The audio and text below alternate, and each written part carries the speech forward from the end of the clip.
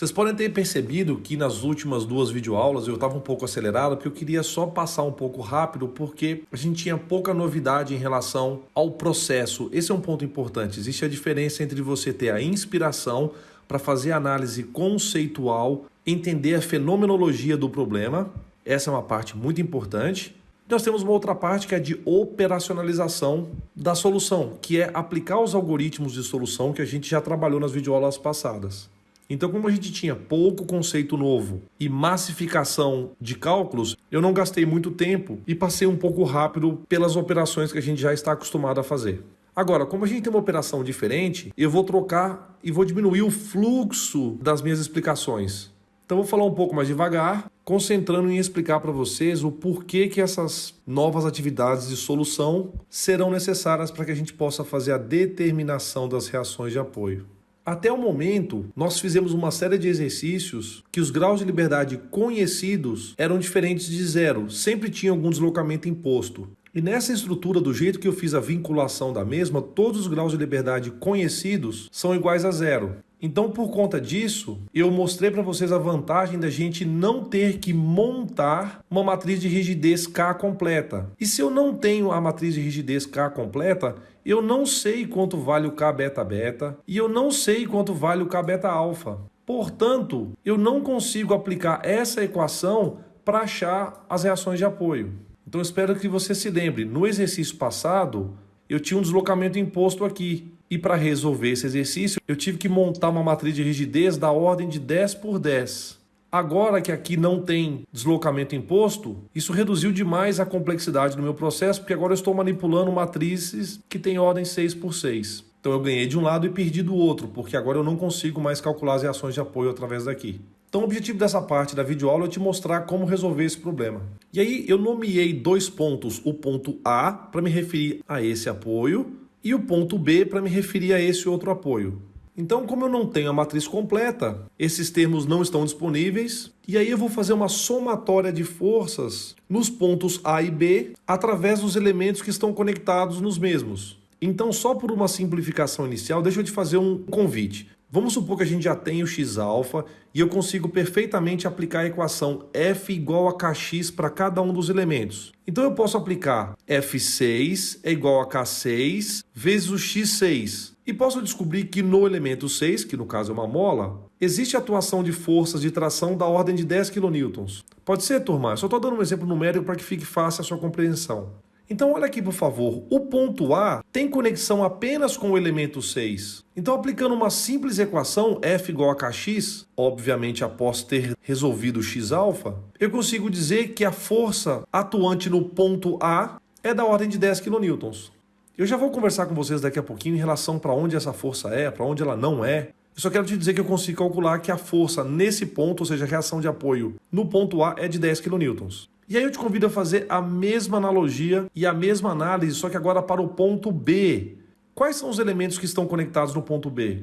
Vocês concordam comigo que são os elementos 5, que é uma mola, e o elemento 4, que se comporta como uma barra? Então, se eu aplicar F igual a Kx e descobrir a força em 5, F igual a Kx e descobrir a força em 4, basta que eu faça uma somatória vetorial, porque ambos compartilham o nó número 1, e aí eu descubro qual é a reação de apoio no ponto B.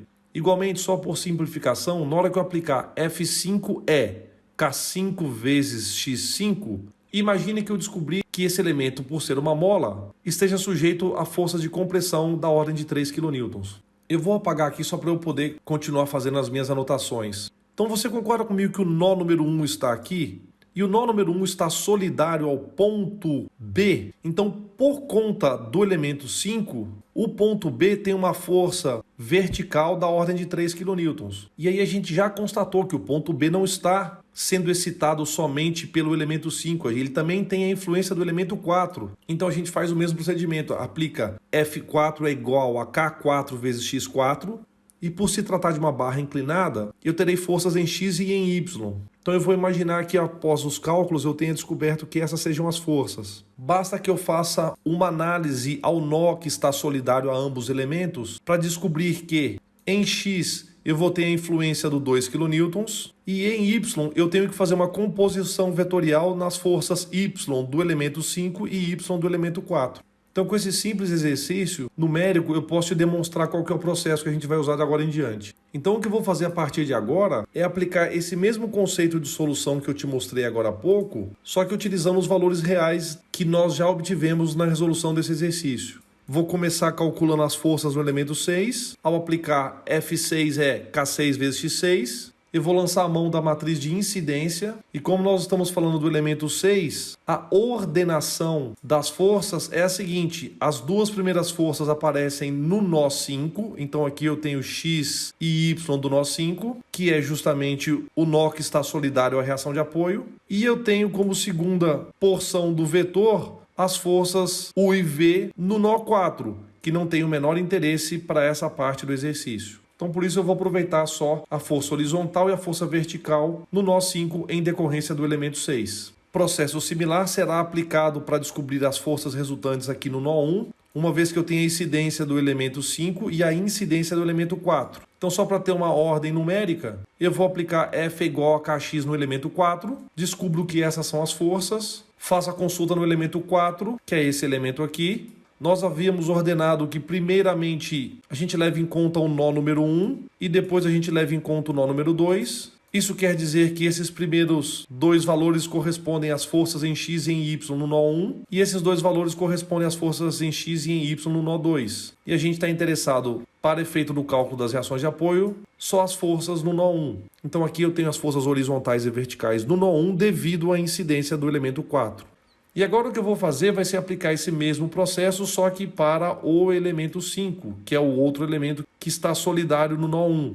Aplico F5 é igual a K5 vezes X5 e o mesmo processo deve ser feito, porque eu sei que no elemento 5 o primeiro nó é o nó número 1, então aqui eu tenho as forças X e Y ou U e V no nó número 1, que são as forças que eu tenho interesse, e depois eu tenho o segundo nó como sendo o nó 4, que é esse nó que não me interessa. Então essa porção aqui não vai ser útil para absolutamente nada. Para manter o padrão que eu havia utilizado até agora, eu identifiquei a força horizontal no nó 1 devido ao elemento 5 e a força vertical no nó 1 devido ao elemento 5. Basta que eu faça a somatória vetorial agora. Essas são as forças horizontais e verticais no nó 5. E essas são as forças horizontais e verticais no nó 1. Então a gente vai fazer agora a verificação para ter certeza que a somatória de forças em X e em Y são iguais a zero. Vocês vão perceber que eu tenho em X menos 10,32 e 10,33, o que resulta numa pequena diferença por conta de arredondamento de casas decimais. E em Y, eu tenho uma força de 8,01 para cima, sendo que as forças externas são 2 mais 6 para baixo, resultando em 8. Então, essa pequena diferença se dá por conta de casas decimais. E aí a gente vem com uma discussão muito importante, que é a determinação no sentido das forças. Eu estou usando um exemplo aleatório, onde eu tenho 3 barras conectadas nas reações de apoio A e B. Então, não importa se essa é a barra número 1, se essa é a barra número 2, se essa é a barra número 3, não é isso que vai fazer a diferença aqui.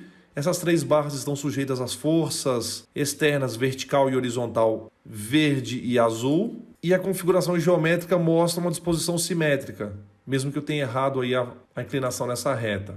Então, fazendo um diagrama de corpo livre, primeiro passo, isolo os corpos. Segundo passo, eu marco as forças recebidas. Naquela extremidade eu tenho as forças externas H e V. Como esse é o único apoio capaz de suportar a força horizontal, toda a força horizontal tem que ser suportada aqui. Então eu coloquei uma força azul, só que com uma cor diferente, para que você consiga perceber que isso não é ação e reação.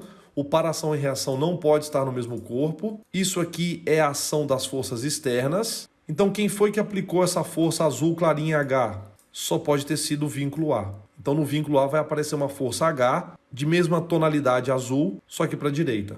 Falando ainda sobre a divisão de forças, vocês concordam comigo que essa força vertical V vai ser suportada igualmente por esses dois apoios A e B? Então vão aparecer aqui na estrutura forças com verde de tonalidade diferente, justamente para você não achar que esse aqui é ação e reação desses dois. Não é. O para-ação e reação não pode estar no mesmo corpo. Eu só coloquei uma tonalidade parecida para que você saiba quem está reagindo a quem. Então, se aqui parece V sobre 2 para cima, aqui parece V sobre 2 para cima, quem é que aplica essas forças? São os apoios. Então, nos apoios, essas forças são o contrário. Então, agora eu posso mostrar o para-ação e reação. Esse sim, forças de mesma natureza, forças na mesma direção, só que com sentidos contrários. Mesma situação com as forças verticais. Então, nos apoios, eu consegui te mostrar as ações e reações. É claro que você pode me falar, mas professor, o apoio também não está em equilíbrio estático? Está, então aí apareceria uma força V sobre 2 aqui nesse apoio, que eu estou chamando de preto para cima. Aqui também teria uma força V sobre 2 para cima e também teria uma força H para cá. E aí o apoio também estaria em equilíbrio estático. Beleza?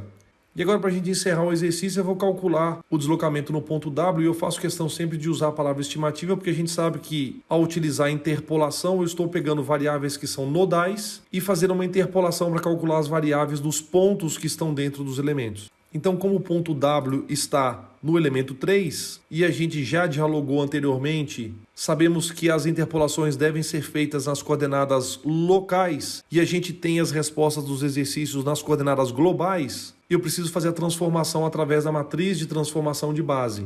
Então, ao pegar os formulários, vocês vão constatar que a matriz de transformação de base só pode ter cossenos e senos do ângulo θe do elemento 3, e eu consigo descobrir quais seriam os deslocamentos do elemento 3 caso ele estivesse retinho. E ele não está, a gente sabe que ele está inclinado. Então, as funções de forma N1 e N2 devem ser definidas nas coordenadas locais. Como o elemento 3 foi numerado como sendo o primeiro nó é o nó 4 e o segundo nó é o nó 2, seria então do nó 4 para o nó 2. Então a minha referência está no nó 4. Eu aplico as equações das funções de forma e descubro que no ponto W a função N1 tem o valor de 0,6 e no ponto W a função N2 tem o valor de 0,4. E eu gosto muito de fazer analogia, isso quer dizer que o deslocamento do primeiro nó tem influência de 60% no ponto W. Por sua vez, o deslocamento no segundo nó tem influência de 40% no ponto W. O que faz todo sentido. O ponto W está muito mais perto do nó 4 do que está do nó 2. Então é óbvio que a influência do que acontece no nó 4 vai ser maior do que a influência do que acontece no nó 2. Então é bacana demais, porque nós temos cálculos nodais sendo feitos e estimativas no ponto através da influência das distâncias entre esse ponto e os nós. Então agora é só a gente aplicar os cálculos. Eu descubro que em coordenadas locais o deslocamento U é 19,90 milímetros. Nas coordenadas locais o deslocamento V vale menos 1,66 milímetros. E aí eu posso fazer o retorno e apresentar esses valores em coordenadas globais. Então assiste a próxima aula que eu vou te apresentar o elemento de viga através da formulação de Euler e Bernoulli.